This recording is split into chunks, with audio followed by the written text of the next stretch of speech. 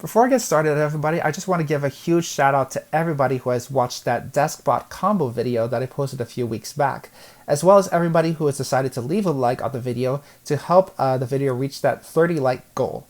You guys are amazing, and I am so excited to bring you guys this Deskbot deck profile today. In my opinion, guys, Deskbots are a fun deck either going first or going second. Whether you want to achieve all the disruptions that you want to put on your board in order to activate during your opponent's turn, as well as being a decent OTK deck, since a lot of the Deskbots here gain attack and defense depending on the situation.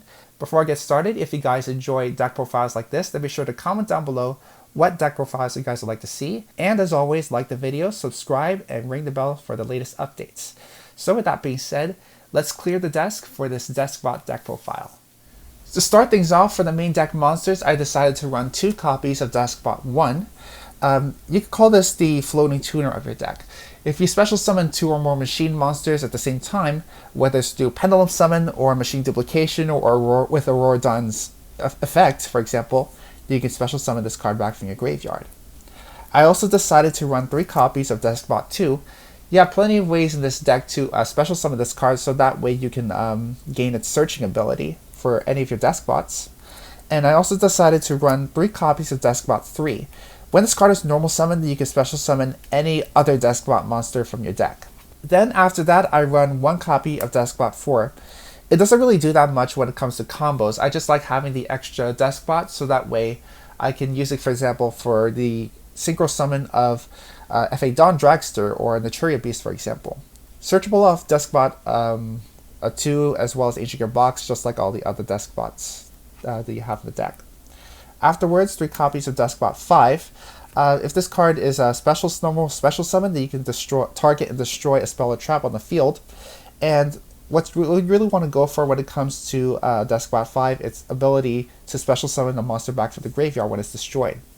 And since you can scale a Deskbot 5, then you can normal or special summon another copy of 5, pop the 5 in your scale, and then gain its effect. Same thing with Deskbot 6. If it's destroyed, then you can add back a Deskbot from your graveyard instead of special summoning it. Afterwards, 1 copy of Deskbot 7 and Deskbot 8 to round off the Deskbot lineup. Like I said with Deskbot 4, these 2 cards don't really do that much when it comes to being able to combo off.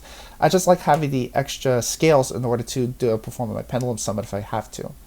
Also, Deskbot 8 is kind of a faster way to reach your Deskbot Jet if you have to. And Deskbot 7 is a faster way to reach your Warlord Savage Dragon. For the rest of the main deck monsters that I run 3 copies of Symphonic Warrior Guitar, as well as 1 mics for the Symphonic Warrior engine. You never know when that extra normal summon will come in handy. Afterwards, 2 copies of Scrap Recycler, so I can send any machine monster from my deck to the graveyard. And it's an Earth Machine, so that way you can use this alongside Transmodify and Downbeat. I'll explain more about that later. Ancient Gear Box, so that way I can search for any of my Deskbots if I wanted to. And this is searchable off of Ancient Gear Ballista.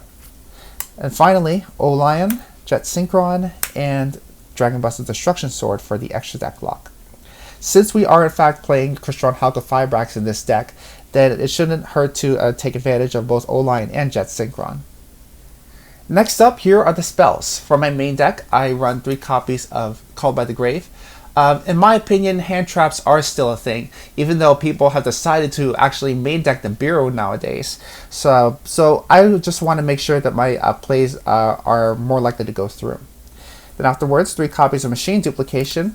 As I already said, you can use this card in order to special summon your other Deskbots from your main deck, for example, Deskbot 2, and then gain their effects after that. 2 copies of Wavering Eyes. This is here mainly for the Deskbot 5 and 6 in the scale, so that way you can gain their effects. Afterwards, 2 copies of Downbeat and Transmodify. The game plan when it comes to these 2 cards is that you want to gain the effects off of Scrap Recycler as well as Deskbot 3 first, so that way you can use Downbeat to go into your Deskbot 2 and then gain its effect. It's the least likely that you want to go into Deskbot 2 and then go to Transmodify, because let's say that you normal summon your Deskbot 2 and then you just go into Transmodify. There's not really much that you could do when it comes to that play. So afterwards, I run Foolish Burial, 1 for 1, and Monster Reborn to round off the spells of my main deck. And now here is my extra deck. As you guys can already imagine, I am running Crystron Halqifibrax. Now before I get any further with this, say it with me guys.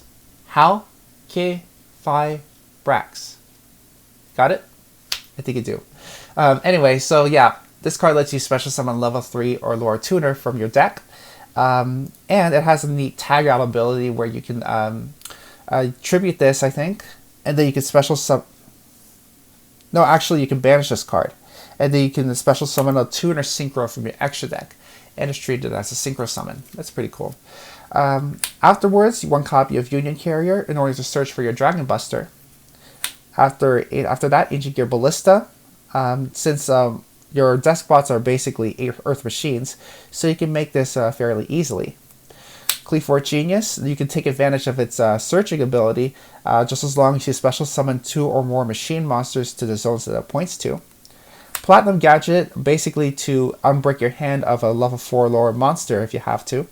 And then finally, Mechaphantom Beast Auroradon is the last link monster in my extra deck.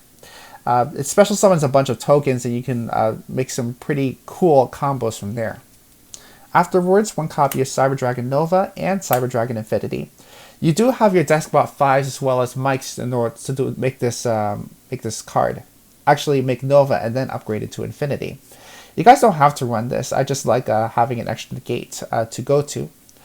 Afterwards, Martial Metal Marcher to start off the synchros. This lets you special summon a tuner from your graveyard. Tatsunoko in order to use synchro materials in your hand to synchro summon any other card that you want to. Herald of the Arclight, Decent Floodgate. Etruria Beast, just like I said with Ballista, your Deskbots are in fact Earth monsters, so you can make this easily as well. FA Dawn Dragster, Overload Savage Dragon, and last but not least, Deskbot Jet to round off the extra deck. And last but not least, guys, here is my side deck. Of course, you guys can tailor the side deck any way that you want to. The choices are completely up to you. But for this side deck build, I decided to go after the combo decks like Adamantipator and Water. So to start off, I run 3 copies of the Bureau, the Primal Being. You guys can main deck this card if you want to. I've been hearing a lot of people saying you should main deck this card because Adamantipator and Water are pretty much a thing, and maybe some Eldritch combo decks as well. So yeah, you can substitute Call by the Grave for this card instead, and then put anything else in the side deck slot if you want to. Afterwards, 3 copies of Joel and Lockbird. Since Adamantipator's and Water does a lot of searching, Water decks have Atlantean Dragoons, while Adamantipator has Block Dragon. After that, 3 copies of Dark Ruler No More. It's basically another way to counter the combo decks out there. Then 2 copies of Lightning Storm. This is pretty much good against either the combo decks or any back row that you might encounter along the way. After that, 2 copies of Infinite Impermanence. This is mainly here so that way I can stop my opponent's Abyss Lead or Mooling Glacier, for example, from hand looping me. And then afterwards, 2 copies of Solemn Judgment, just in case my opponent tries to activate something like Lightning Storm or Dark Ruler No More, or evenly match against my board. So that's it for this video, everybody. Thank you all so much for watching. Now before I go, I have a brief announcement to make. And it's a brand new giveaway for all of my followers and subscribers. You guys probably know about a pack opening challenge that I created called the True Name Challenge, where basically I guess whether a certain card is in a certain pack before I open it, and basically I gain points depending on whether my guesses are correct or wrong. And so I've decided to bring back the True Name Challenge for my next box opening, which is for Dragons of Legend Unleashed. Sure, it's not Eternity Code, but this is still a set that I wanted to open up for a while now. So if you guys want to enter the giveaway for Dragons of Legend Unleashed, then be sure to follow the rules that I posted in the description below, as well as the rules that I will possibly put in the comments as well.